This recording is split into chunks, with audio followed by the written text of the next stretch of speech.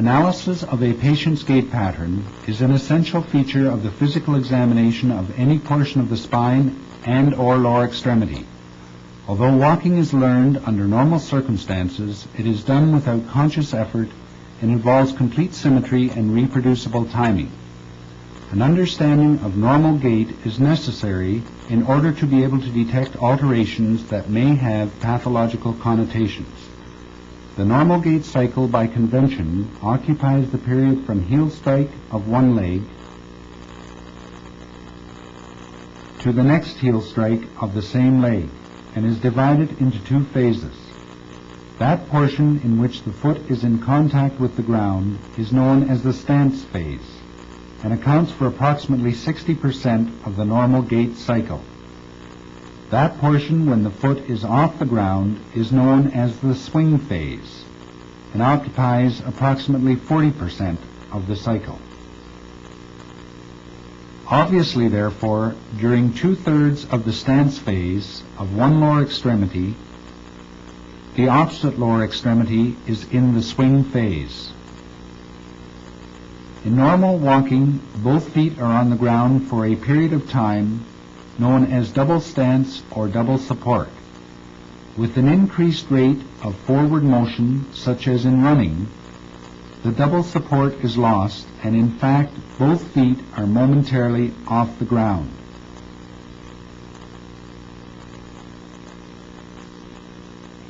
Stance phase and swing phase may both be further broken down into components known as critical incidents, allowing the examiner to further define the abnormal aspect of gait.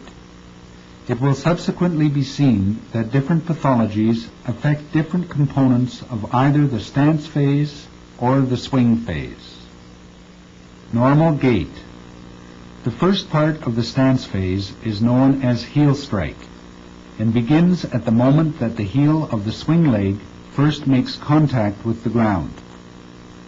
Note that the forefoot is not yet in contact with the ground and the knee is in full extension. Just prior to heel strike, contraction of the hamstring muscles serves to decelerate the limb which has just completed the swing phase. And just after heel strike, the quadriceps contracts strongly to prevent buckling of the knee. Foot flat. Following heel strike, there is then controlled relaxation of the foot and ankle dorsiflexors to allow the forefoot to come into contact with the ground. As the opposite extremity progresses through the swing phase, the body weight becomes centered momentarily over the supporting foot, and this period is known as mid-stance. Heel off.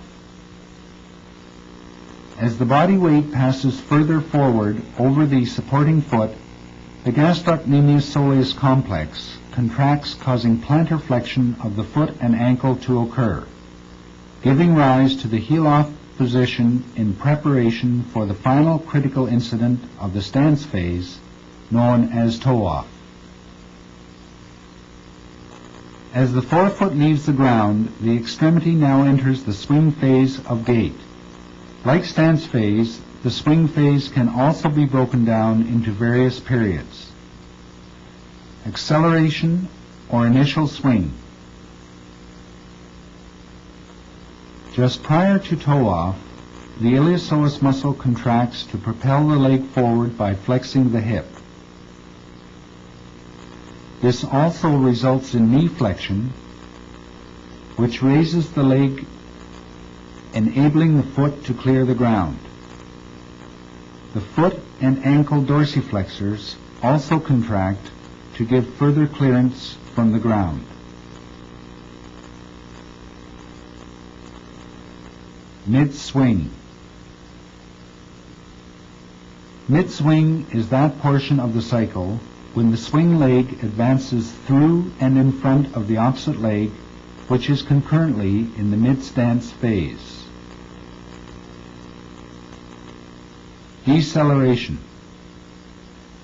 The leg in the swing phase must be slowed down just prior to heel strike, and this is brought about by contraction of the hamstrings and gluteus maximus, and is known as the deceleration period of the swing phase. At heel strike, one then begins another gait cycle. As well as the various components previously discussed, there are several other components of gait which the examiner must observe. Pelvic tilt, pelvic rotation, lateral shift, width of base, stride length, and step length. Pelvic tilt. During normal gait, the pelvic crest on the side of the swing leg drops approximately 5 degrees below the horizontal at mid-stance of the opposite leg.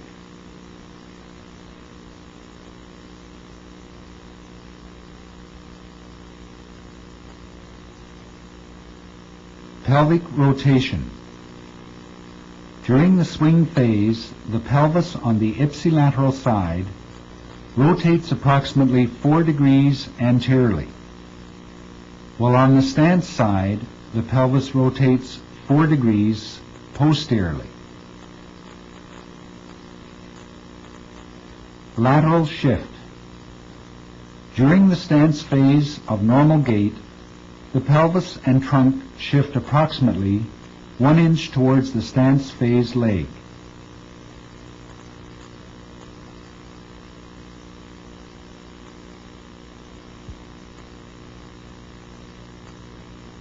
Pelvic tilt, pelvic rotation, and lateral shift in combination with knee flexion and knee, foot, and ankle motion serve to minimize the shift in the body's center of gravity in both the vertical and horizontal axis. This results in conservation of energy during normal gait. Any interference with the normal motions, such as imposed by a brace or an arthritic joint, will result in increased energy expenditure. Width of base. With the examiner standing behind the patient, note that the normal base is from 2 to 4 inches wide. This is determined by the horizontal distance between the feet at the time of double stance or double support. Stride length and step length. The stride length is defined as the distance from the point of heel strike of one foot to the point of the heel strike of the same foot. The step length is the distance from the point of heel strike of one foot to the heel strike of the other foot.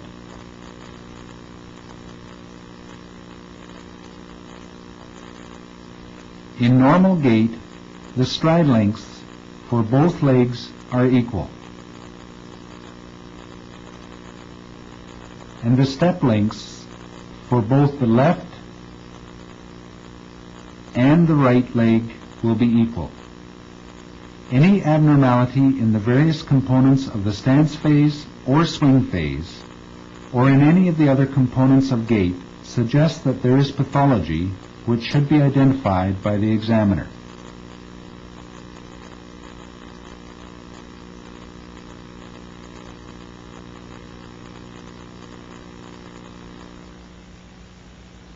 Abnormal gait.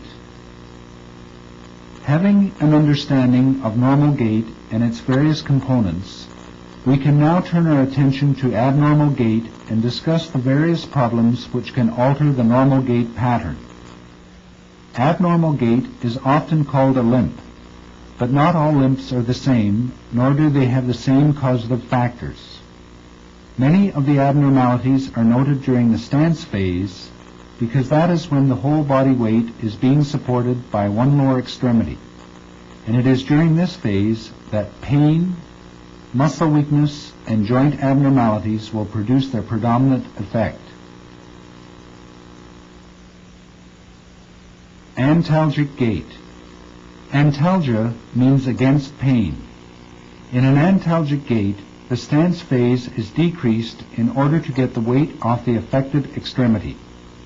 The swing phase, thus the step length of the normal extremity, may be shortened in order to get the good foot back on the ground, so that the painful extremity may be lifted from the ground or relieved of weight bearing. An antalgic gait is not specific for any pathology, and it may only represent a pebble in the shoe rather than some physical abnormality. Pain in any portion of the lower extremity that would be increased with walking would generally lead to an antalgic gait. Pain, weakness, and joint abnormalities are the main pathological conditions that give rise to abnormalities of gait. As with the discussion of normal gait, it is best to start at heel strike of the stance phase when analyzing an abnormal gait. Abnormal heel strike. Heel pain. Any painful lesion in the region of the hindfoot which would cause increased pain with contact pressure may lead to an abnormal heel strike. The patient may actually avoid the heel strike component altogether and hop onto the mid and forefoot. Quadriceps weakness. At the time of heel strike, the knee is normally in full extension. If there is quadriceps weakness, thus not allowing the patient to maintain knee extension, the patient may attempt to push on the thigh in order to extend and lock the knee. Foot flat. Prior to the foot flat component of the stance phase, the dorsiflexors of the foot and ankle, through controlled relaxation, allow the gradual smooth lowering of the foot to the ground. Foot slap gait. Weakness of the foot and ankle dorsiflexors allows the foot to slap down on the ground. This gait abnormality can be diagnosed by hearing the patient approach the office. Mid-stance. Back knee gait. Patients with a fixed plantar flexion deformity of the ankle may develop recurvatum at the knee to accommodate forward motion of the trunk and pelvis during mid-stance. Normally, the knee during the first part of mid-stance is maintained in a slightly flexed position. With weakness of the quadriceps muscle, the patient may hyperextend the knee or develop a back knee gait in order to lock the knee and prevent the knee from buckling or going into excessive flexion.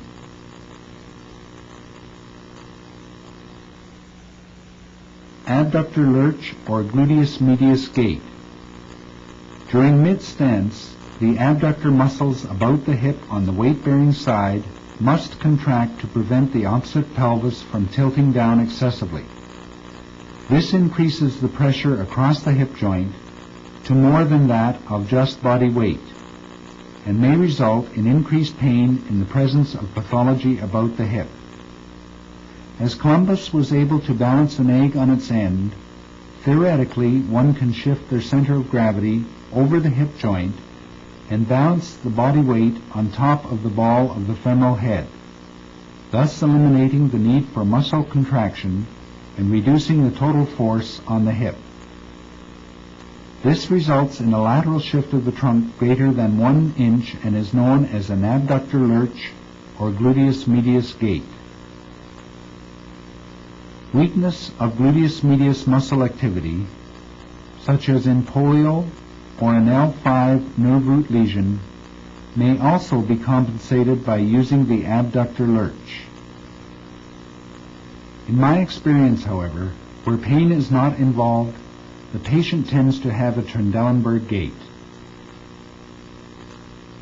Instead of the trunk and pelvis shifting laterally over the leg in the stance phase, in the Trendelenburg gait, the patient allows the pelvis on the opposite side, that is the swing-through side, to sink excessively below the horizontal, giving rise to the so-called Trendelenburg gait.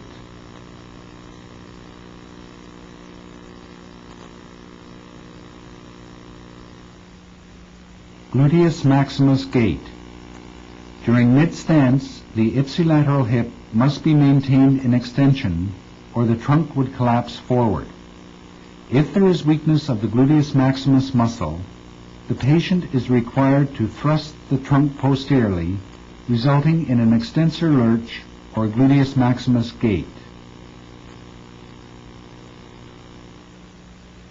Push-off, flat foot gait or calcaneal gait. A normal push-off or toe-off cannot be performed under conditions causing pain or rigidity in the forefoot. Rather than raising up on the toes, the whole foot is brought up from the ground, resulting in a flat foot gait or calcaneal gait. This gait abnormality is also seen in conditions causing weakness of the calf muscles, which results in the inability to push off properly. Swing phase abnormalities. Steppage gait or drop foot gait. As mentioned previously, weakness of the foot and ankle dorsiflexors results in a foot slap gait. However, if there is total paralysis of the foot and ankle dorsiflexors, the leg is brought up higher off the ground than normal by flexing the ipsilateral hip and knee so that the toes of the foot will not scrape the ground during the swing phase. This is known as the steppage gait or drop foot gait, which is the swing phase abnormality in a patient with paralysis of the foot and ankle dorsiflexors. Hip hike. Patients with a drop foot or a stiff knee may hike up the ipsilateral pelvis in order to have the foot clear the floor, and this is known as the hip hike gait.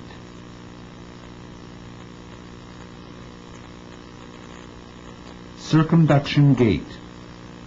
Another means of overcoming the hip hike gait or a steppage gait would be to use circumduction gait in order to swing the leg out to the side, thus allowing the foot to clear the floor. Abnormal pelvic rotation. Weakness of the hip flexors on the swing phase leg will not allow adequate acceleration, and to compensate, excessive forward pelvic rotation may be used by the patient to accomplish the acceleration component of the swing-through phase.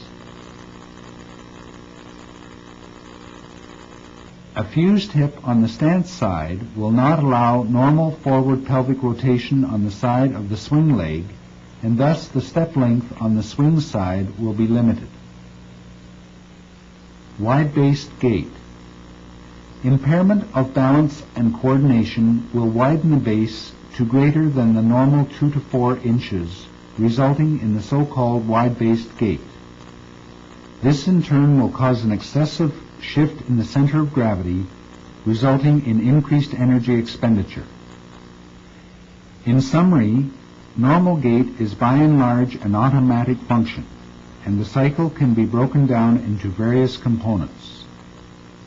It is essential to analyze the gait cycle in terms of the various components, and an alteration in a specific component frequently suggests the underlying pathology which has caused the abnormal gait or limp.